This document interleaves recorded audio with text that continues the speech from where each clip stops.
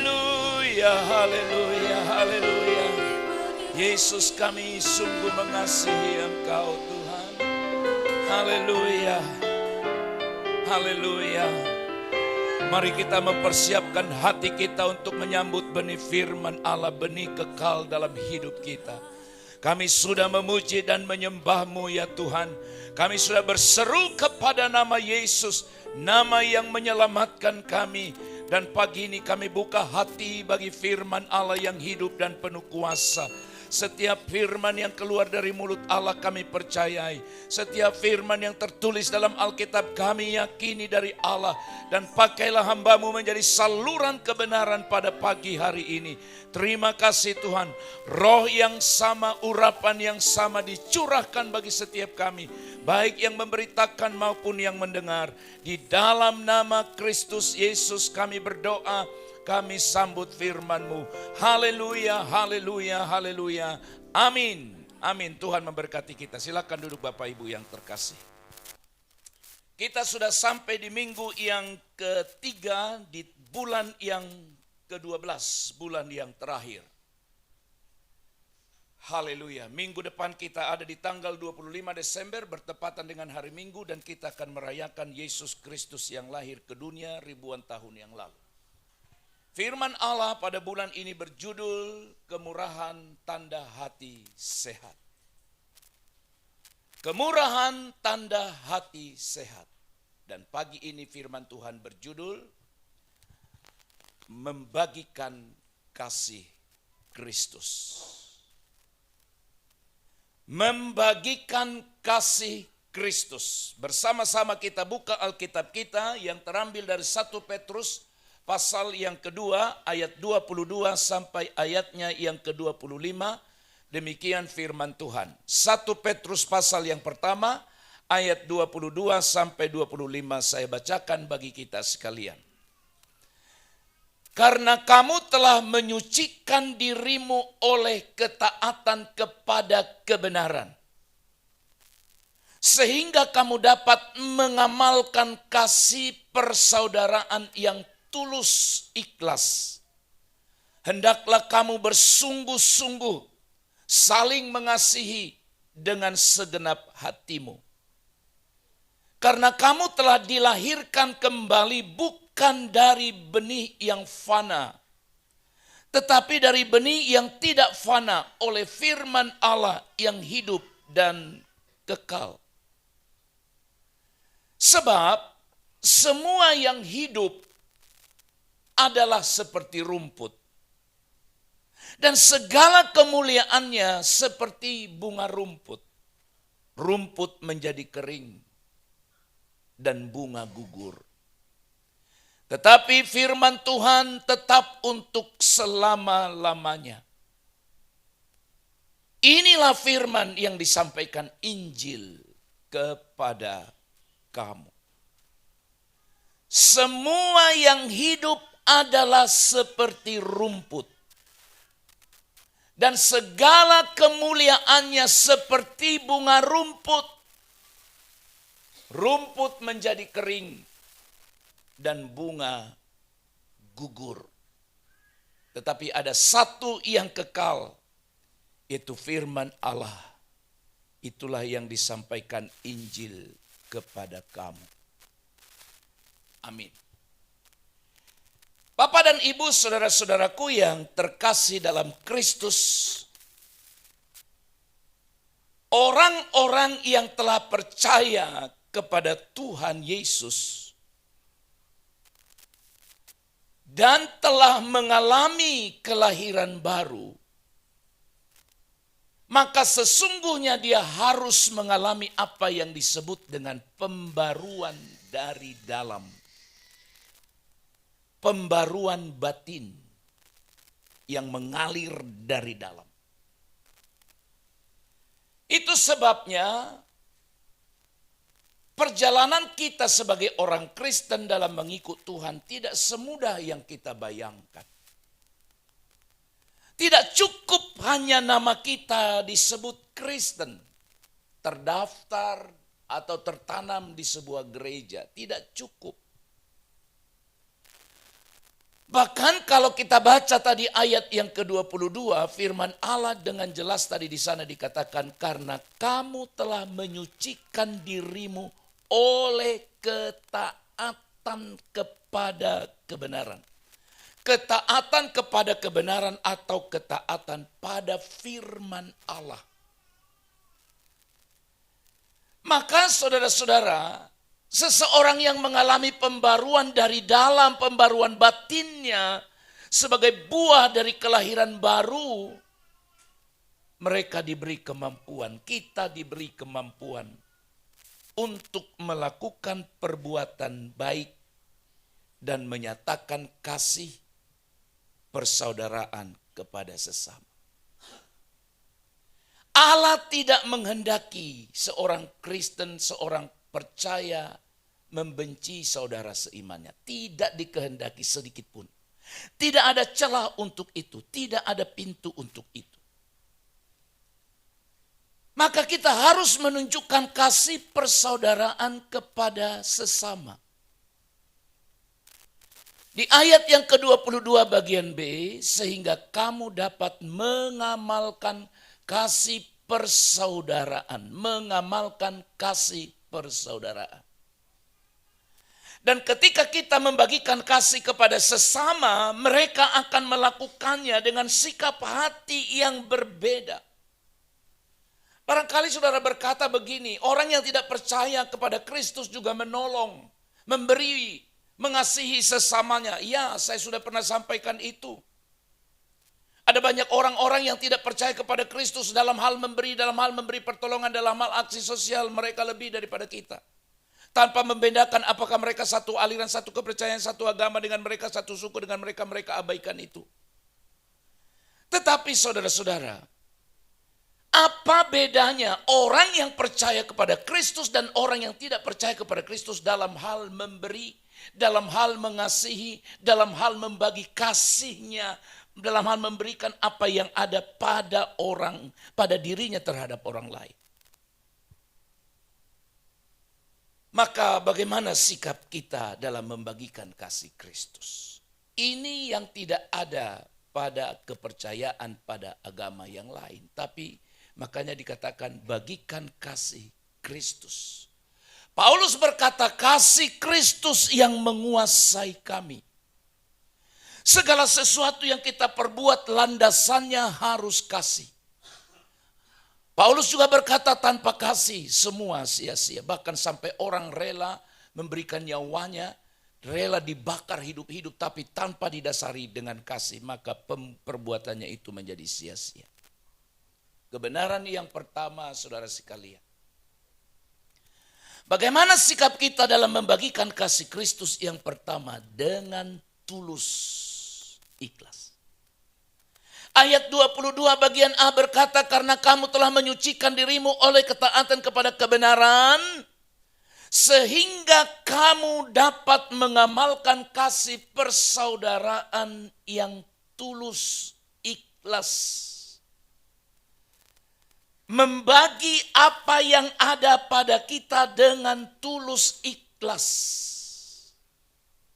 Ini bedanya. Kebaikan yang dilakukan oleh orang percaya seharusnya dilakukan dengan hati yang tulus kebaikan. Yakni dengan hati yang rela dan ikhlas tanpa meminta balasan. Itulah kasih agape itu. Di waktu yang lalu saya sudah sampaikan firman Allah. Mungkin ketika kita berbuat baik kepada seseorang, orang yang kepadanya kita berbuat baik tidak membalasnya dengan baik bagi kita. Tidak masalah. Karena firman Allah berkata kamu lakukan itu karena kamu memenuhi apa? Hukum Kristus. Jadi kita memberi bukan supaya kita diberi lagi. Kita memberi bukan supaya kita disanjung, bukan supaya kita dihormati lebih daripada orang-orang lain, tidak. Tapi kita berkata kita memberi, kita mengasihi sesama kita karena itulah bukti kamu menunaikan atau mengingat hukum Kristus. Hukum Kristus, bukan hukum dunia, tapi hukum Kristus.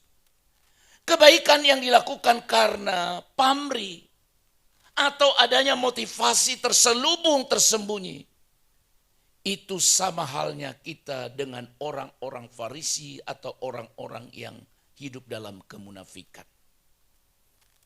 Ada motivasi terselubung.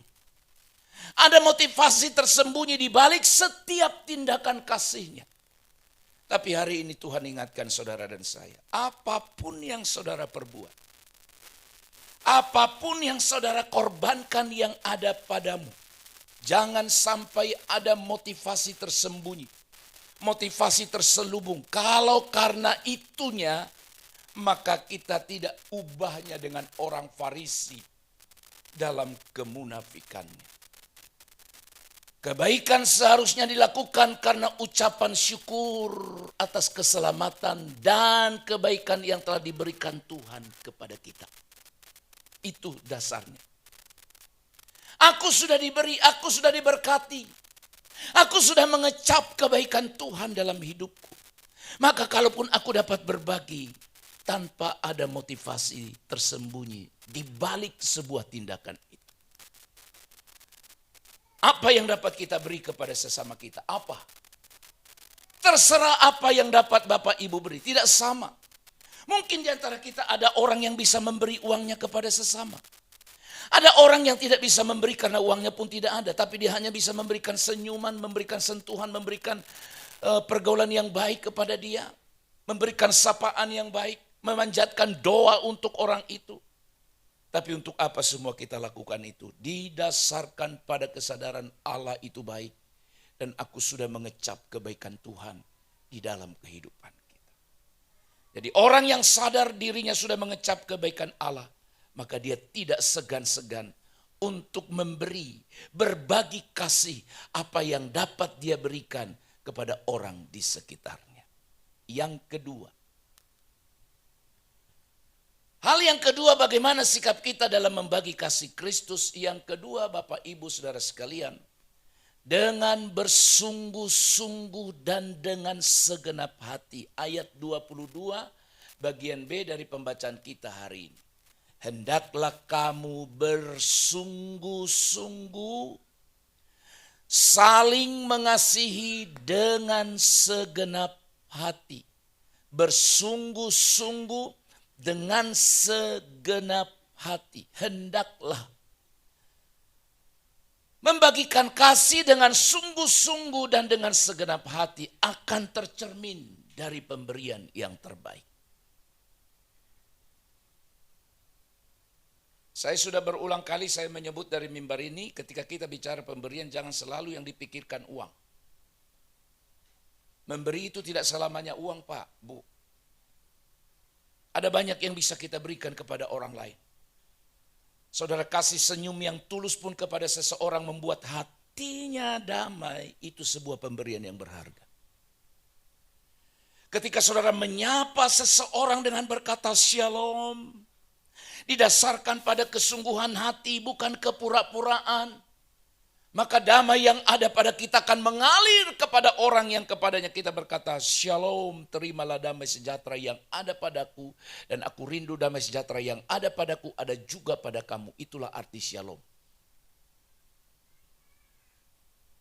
Jadi ketika saudara berkata shalom, bukan hanya sekedar sebutan kekristenan untuk menunjukkan bahwa kita orang Kristen, tapi di dalamnya terdapat ada makna yang dalam. Aku punya damai.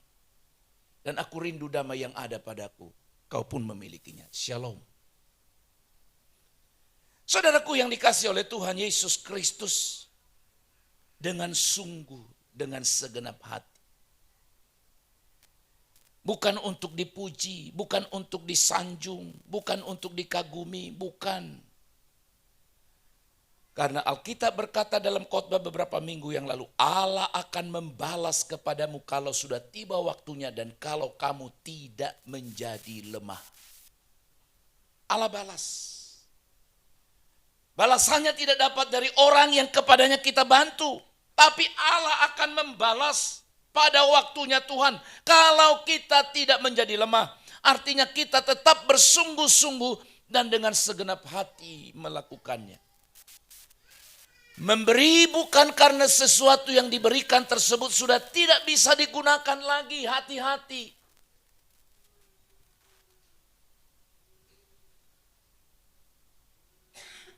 Ada pengumpulan pakaian layak pakai. Saudara memberi karena apa? Karena apa? Sudah nggak kepakai lagi? Sudah usang? Atau saudara sebenarnya masih ingin memakai itu. Tapi saudara ingin orang lain memakai pakaian yang saudara pakai itu. Karena saudara lihat dalam dirimu bagus kau pakai. Lalu kau bayangkan betapa bagusnya juga kalau pakaian ini mengena di bagian tubuh orang tersebut. Saya memiliki banyak jas dan saya akan berikan kepada siapapun yang mau, termasuk dari jemaat ini. Hari ini juga bisa. Ada sepasang jas yang pernah diberikan kepada saya. Dan saya rindu ingin sekali siapa yang bisa memakai jas itu. Lengkap dari atas sampai ke bawah. Hanya sepatunya yang tidak ada. Tapi bajunya masih layak pakai, bagus. Dan juga celananya. Kalau ada yang rindu, habis ibadah ini ngomong ke saya. Dengan sungguh-sungguh saya katakan. Tapi saya tidak akan kasih ke Pak Sibarani. Karena tidak mungkin. Mustahil. Ya, Bapak Ibu lah yang tahu jawabannya apa. Ada beberapa jas.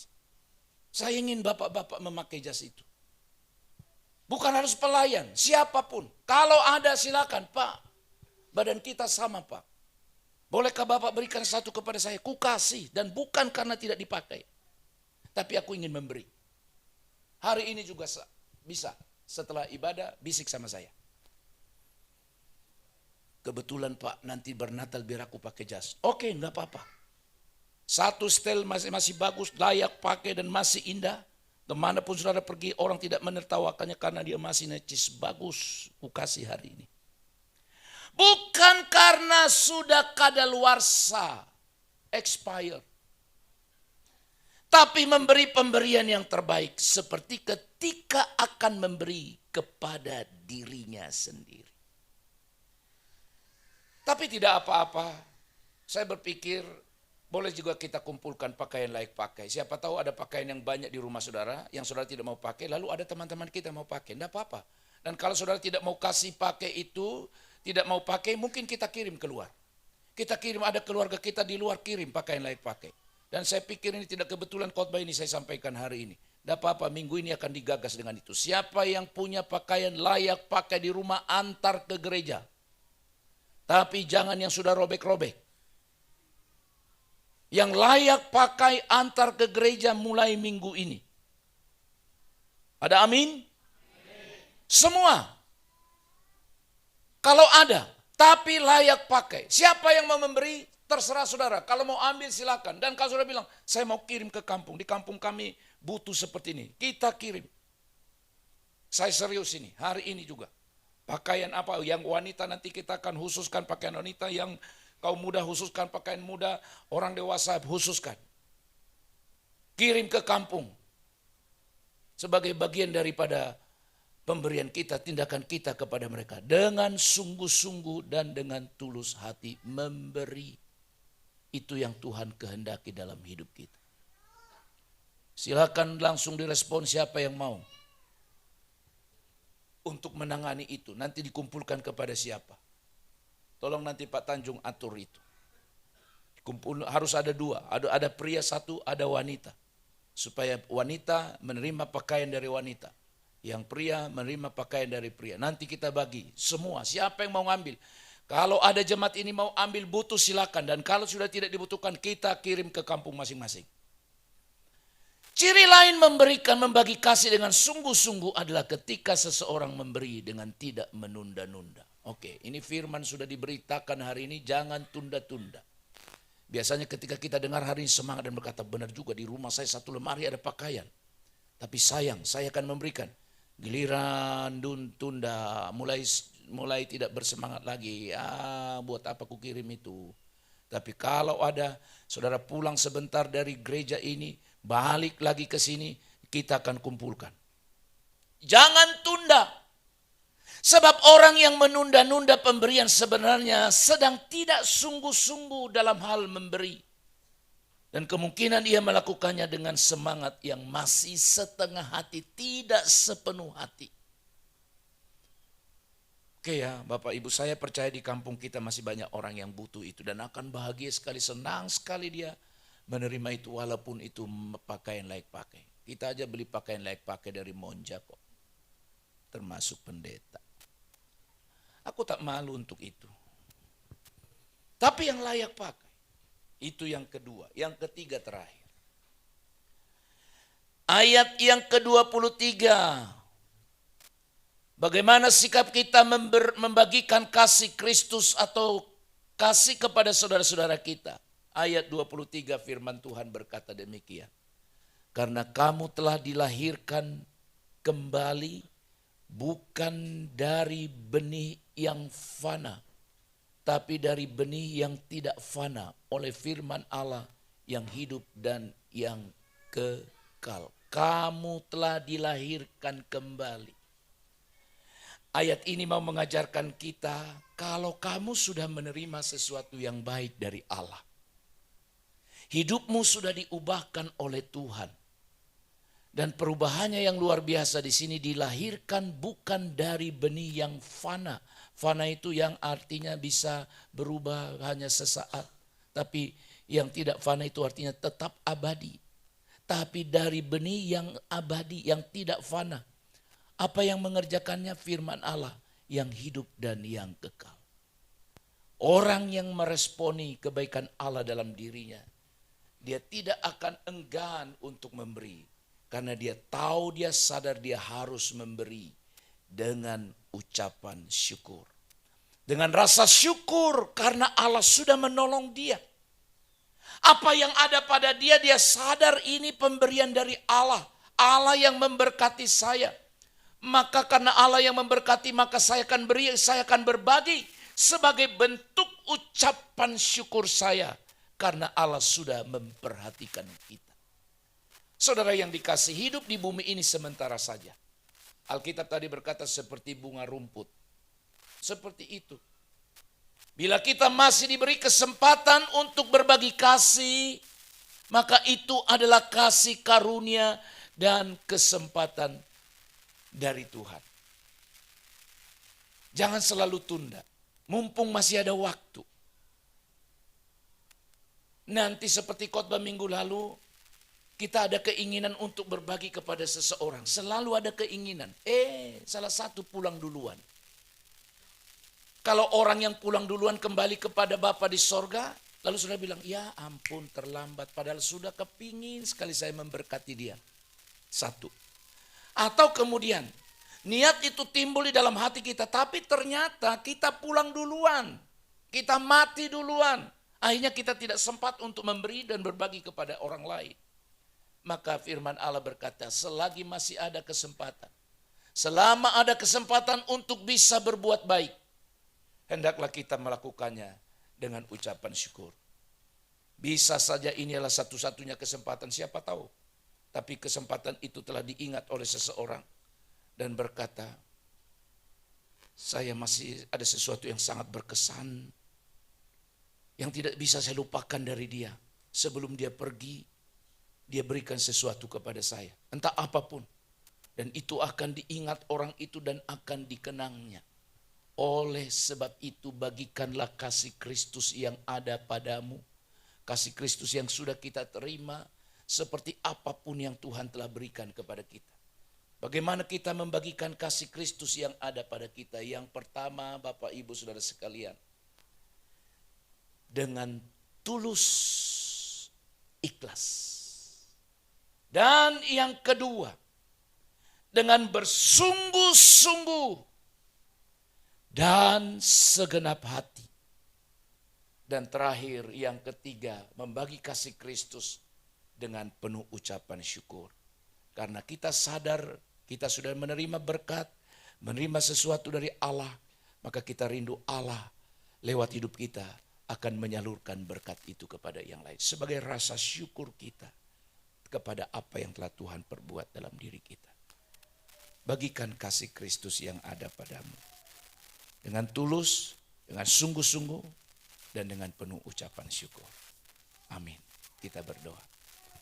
Terima kasih Tuhan, Engkau kembali mengingatkan kami, supaya kami memiliki kemurahan hati sebagai tanda kami, hidup kami berkenan di hadapan Allah. Hari ini Engkau mengingatkan kami sebagai saudara seiman, supaya kami berbagi kasih, membagikan kasih Kristus yang ada pada kami dengan tulus ikhlas, dengan sungguh-sungguh dan dengan segenap hati kami, dan dengan penuh ucapan syukur. Terima kasih Tuhan kalau kami masih diberi kesempatan untuk belajar firman-Mu, dan kami tidak cukup hanya mengetahui dan mempelajarinya, tapi kami juga akan beraksi atau akan bertindak dengan membagikan apa yang dapat kami perbuat bagi orang lain. Terima kasih Tuhan, Engkau memberkati seluruh umat Tuhan yang sudah mendengarkan pagi ini. Dalam nama Yesus kami berdoa. Haleluya. Amin.